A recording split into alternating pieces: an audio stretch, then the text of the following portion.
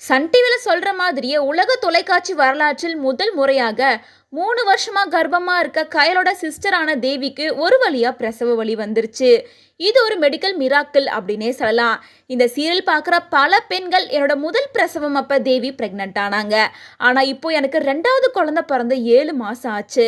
ஆனா தேவி மட்டும் இன்னும் பிரெக்னென்ட்டாவே இருக்காங்க அப்படின்னு கயல் சீரியலை வச்சு செஞ்சிட்டு இருக்காங்க.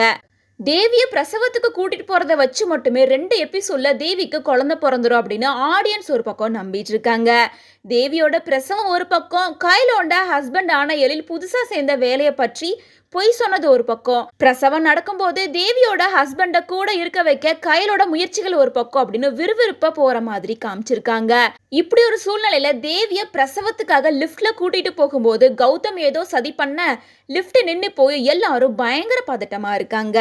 இன்னொரு பக்கம் நான் சிஇஓ வேலைக்கு போறேன் அப்படின்னு உருட்டிட்டு கேப் டிரைவர் வேலைக்கு போயிட்டு இருக்க எழிலுக்கு இந்த விஷயம் தெரிய வர அவரோட ஓனர் உடனே நான் உன்னை நம்ப மாட்டேன், நீ பொய் சொல்ற அப்படின்னு சொல்லிட்டு இருக்காரு.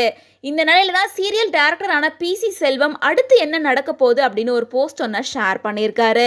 இந்த போஸ்ட்ல கயல் நர்ஸ் காஸ்டியூம்லையும் எழில் கேப் டிரைவர் காஸ்டியூம்லையும் கூலா சிரிச்சுக்கிட்டே போஸ்ட் கொடுத்துருக்க மாதிரியான பிக்சரையும் ஷேர் பண்ணியிருக்காரு. இதன் மூலமா கயல் எழில மீட் பண்ணிட்டாங்க. அவர் கேப் டிரைவர் வேலைக்கு சேர்ந்துட்டு சிஇஓ அப்படின்னு பொய் சொல்லிட்டு இருக்காரு அப்படின்றத கண்டுபிடிச்சிருக்காங்க அப்படின்னு சொல்லியிருக்காரு. இன்னும் சில மாதங்கள்ல கயல் சீரியலே முடிய போகுது அப்படின்னு ஒரு பக்கம் டாக்ஸ் வந்துட்டு இருக்க நிலையில சீரியலும் கிளைமேக்ஸை நோக்கி போயிட்டு இருக்க மாதிரி தான் இருக்கு.